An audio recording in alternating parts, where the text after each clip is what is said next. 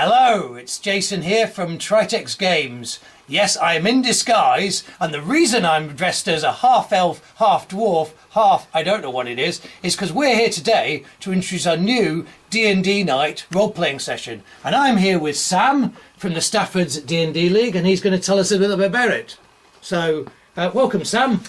Thank you very much for having me today, Jason. It's a pleasure to be here. Okay, cool. So you may know that with the D&D Stafford has been going for quite a while now. Sam, how long have you been doing it? Well, we started it about nearly 3 years ago now, actually. So it's been going for quite some time. We started off with 4 players and 1 DM, and we sort of expanded to a much larger player base with 4 DMs running concurrent games that carry on week after week. So it's a really sort of fantastic community that we're a part of, and it's great to have expanded so much in such a short amount of time. So we're really happy to be able to sort of continue with that and build upon the fan base that we already have at this moment in time. So this has been built up in the past by Shogun Games.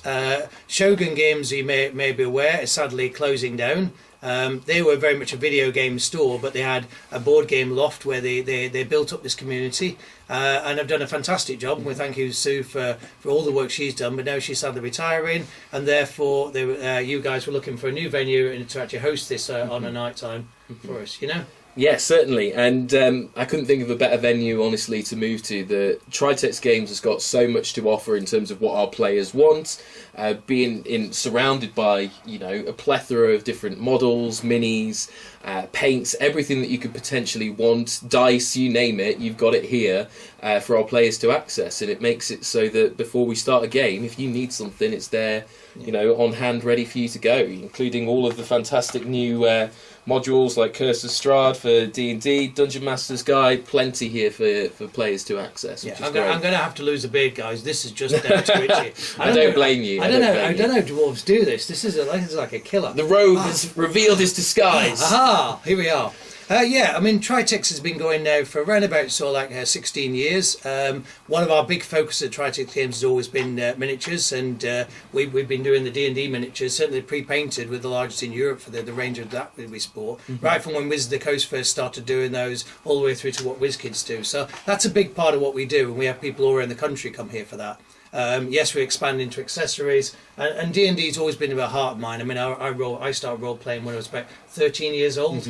Still got a characters, about 23rd level wizard and 16th level rogue from back in the. We started with first edition, went all the way through to 3.5, and I currently run my own little group of that. But this is going to be very much focused on the 5th edition rules that you do. Yes, certainly. I mean, 5th edition is the most current edition of Dungeons and Dragons, and is currently being updated regularly with new modules, new books coming out all the time, which is really great. And I think one of the most enjoyable things about Dungeons and Dragons 5th edition, from my perspective, is that it's very easy and adaptable for new players to just sort of jump right into the game, which is absolutely fantastic. And we want to welcome new players and people who've never experienced Dungeons and Dragons before, or role-playing games, to actually give it a go and see what it's like.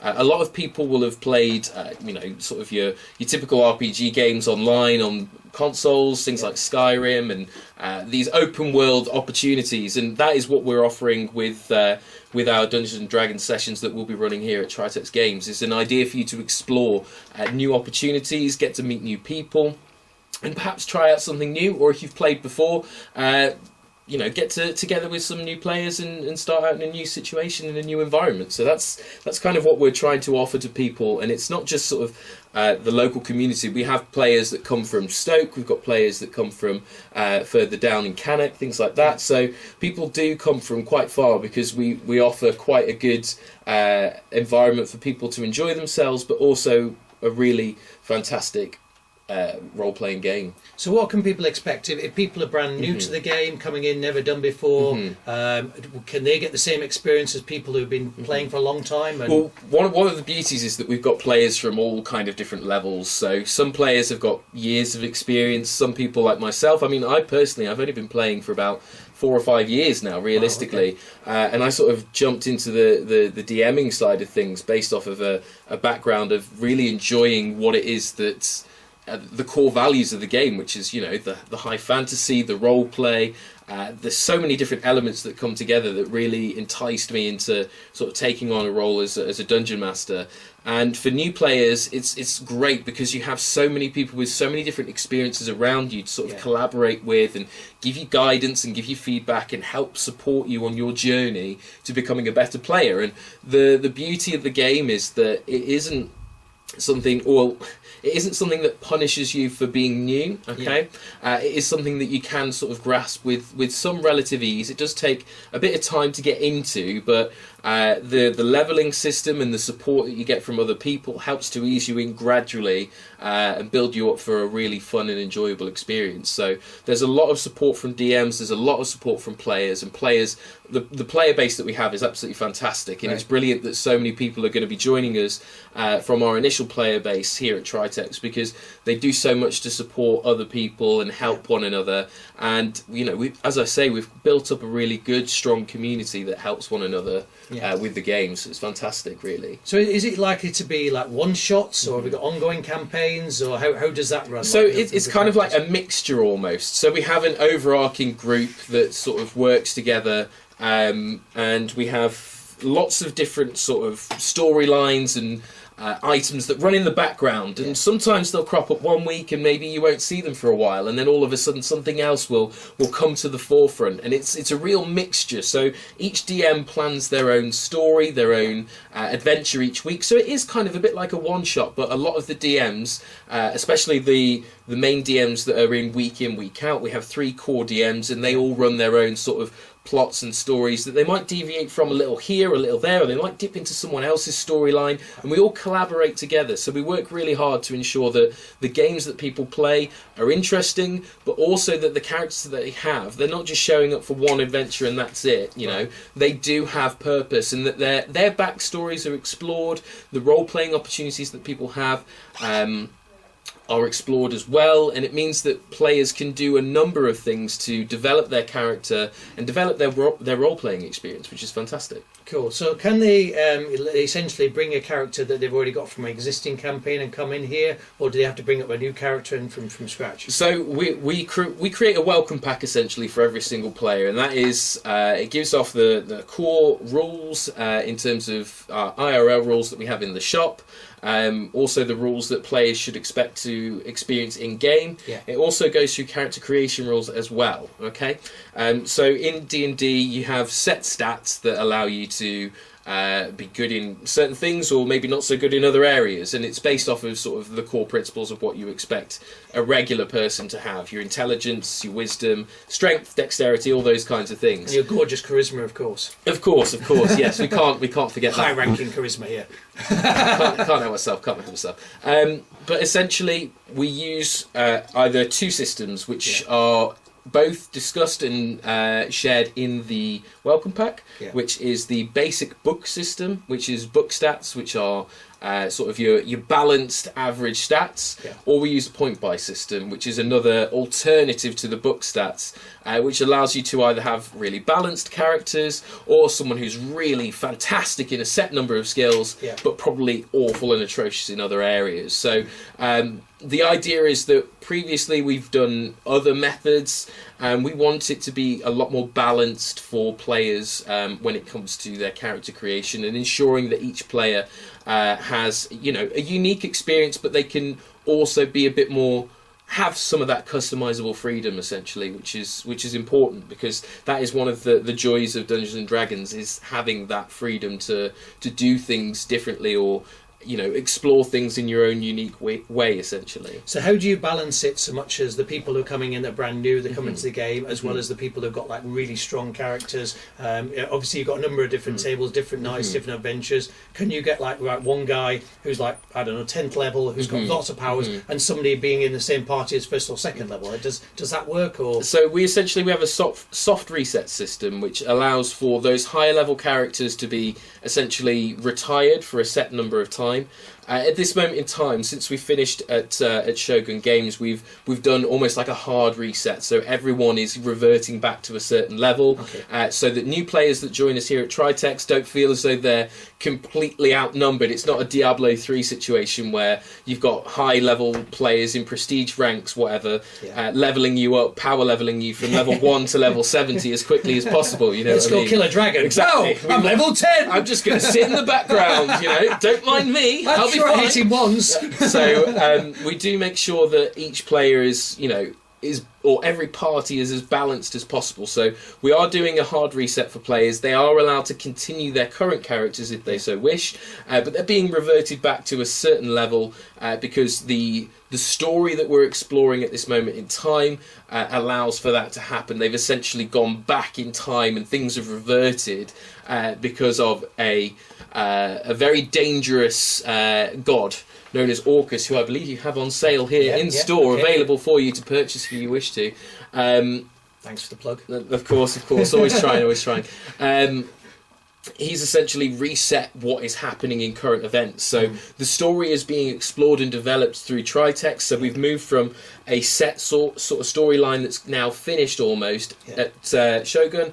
We're exploring a new storyline, which means that the players are resetting to a certain level, so that anyone who joins us fresh, anyone that's new, will be at the same sort of caliber, the same sort of level, which is important to us. All right. So you, from your point of view, it's the characters as well as yourself that help develop the characters, help them put it together. Is there an emphasis more on Monty Hall, sort of like dungeon killing, sort of hack and slash type thing, or is it more of a focus on the role playing aspect? What can you expect from that side? It changes from week to week. If I'm honest with you, there's no set sort of guidelines or limitations. We play off of the players' feedback. So if players really enjoy that sort of dungeon crawl aspect of the game, then we will focus in ways that we can to ensure that maybe one week a table has that focus, or maybe we like to have a good balance of both roleplay and combat so that it fulfills both areas that players like to enjoy. And I know that some players aren't necessarily as keen on the roleplay side of things, but it's important to build up that confidence and that courage in players so that they have that opportunity to explore new options. And it really is sort of a pleasure for me as a DM to see players get involved in that roleplay aspect of things. And I've seen players in the past who haven't had that confidence go from struggling to keep up in those environments to taking control and really being in the moment and taking advantage of situations. And it's helped them as a party, as a group. Sometimes it's backfired, but that's the joy of the game. Not everything has to be perfect, and you have to be able to react to that situation. So it's really, really interesting to see how parties adapt, but also it's important to, if you get a critical fail on the dice roll with it. Exactly. You keep going, you know. Yeah. I think, one things I like about D&D and war games generally is it's a social interaction. There's many people playing computer games now, and we know about teenagers sitting in isolation in the bedroom playing, on the phone to people they'd never met, but actually there's nothing different. There's nothing better than sitting in front of a group of people, and interacting with those people. It can really bring your confidence out, and be able to socially interact with people. Yeah, I agree. I think some of my fondest memories are sitting in front of a CRT TV with GoldenEye on the N64, and we've all got this tiny screen and you're looking at almost like smaller than your sort of average like smartphone nowadays, but it was the fact that you had the people there with you in the moment and you were feeding off each other's energy. And again, like taking that forward, we have so many opportunities and experiences within D&D to enjoy that sense of community and that sense of camaraderie and working together to solve and succeed on an adventure or a puzzle or a particularly difficult fight. That's really one of the exciting things, is being there to feed off each other's energy.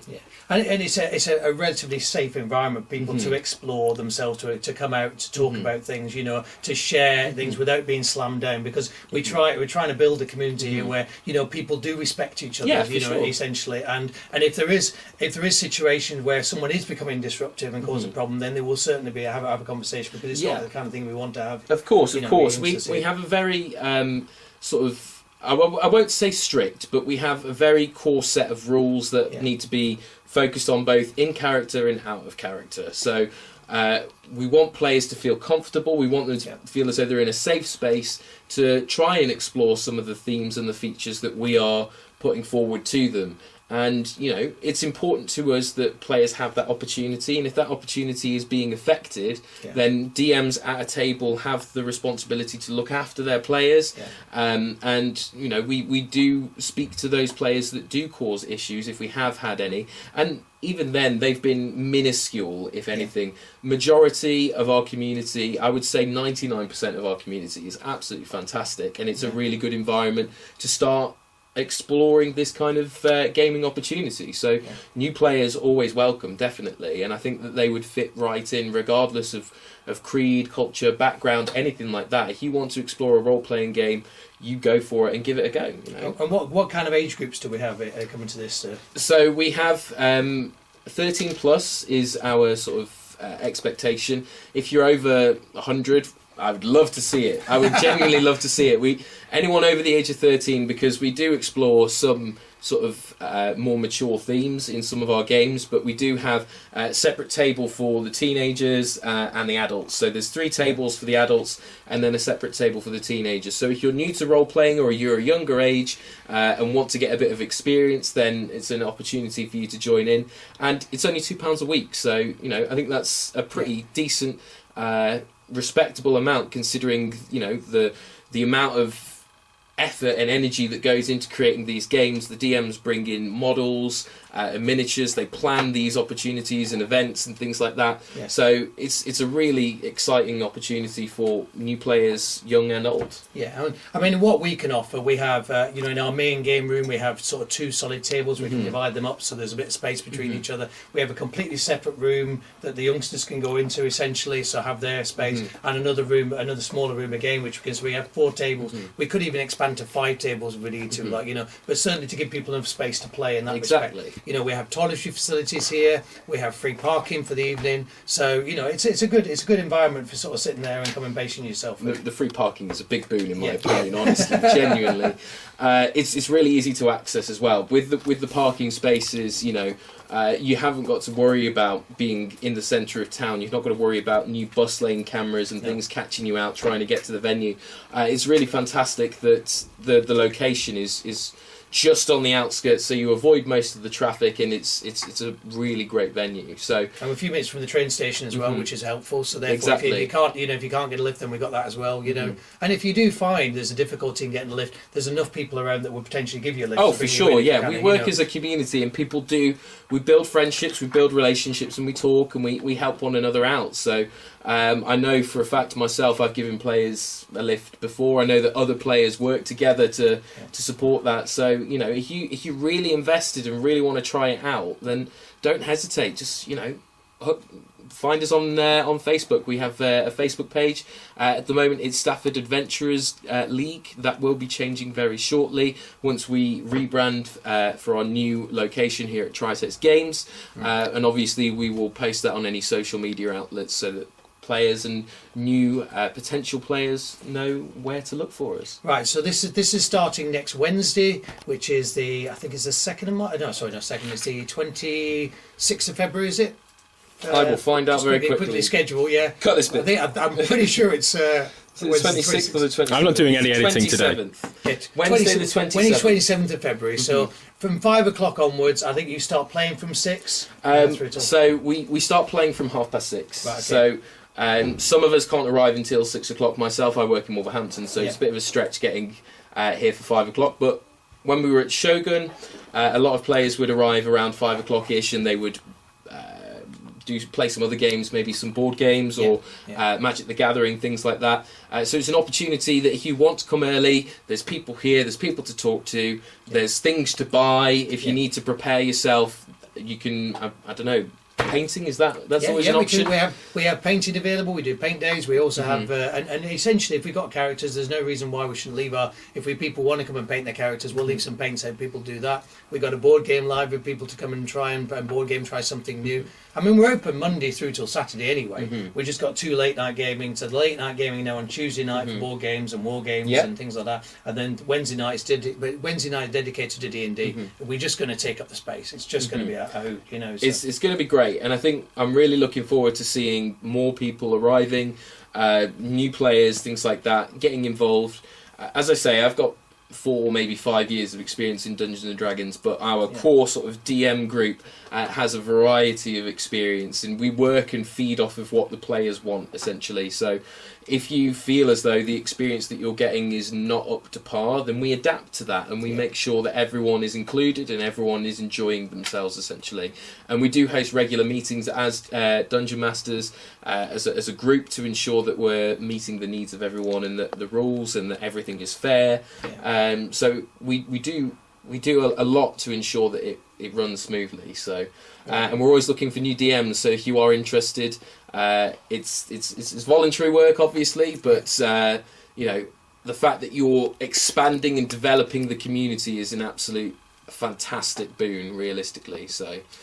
I mean, so that's it really. Essentially, if you're new to the game, if you wanted to just try it for a while, or you're an experienced player, come along on Wednesday the 27th. You know, every week from Wednesday session. So come and try us. Drop us a line on Facebook. Find out what it's all about if you're interested. You'll find us Tritex Games. We're in Castlefields on Newport Road. The postcode, if you want it, is ST16 1BG. Just follow the big sign that says Shoe Shed. We've got a little sign that says Tritex Games, but you'll find us anyway. You know, just look for the gold, look for the booty, and hear the hoo-ha of the battle that's going on. You know, exactly, and the axe fighting, and you just follow the sounds of battle. You'll be fine. Okay, so hopefully come and check us out. All right, thank you, Sam. That was an absolute pleasure. Thank you very much. Let's see, what's the dice going to be? That's a 2. It's not going very well. It's not going very well so far, but you know, it might improve. 17. It's already starting to look better. All right. Come along. See you next week, hopefully. See you soon. Bye-bye. Grr, thanks for watching.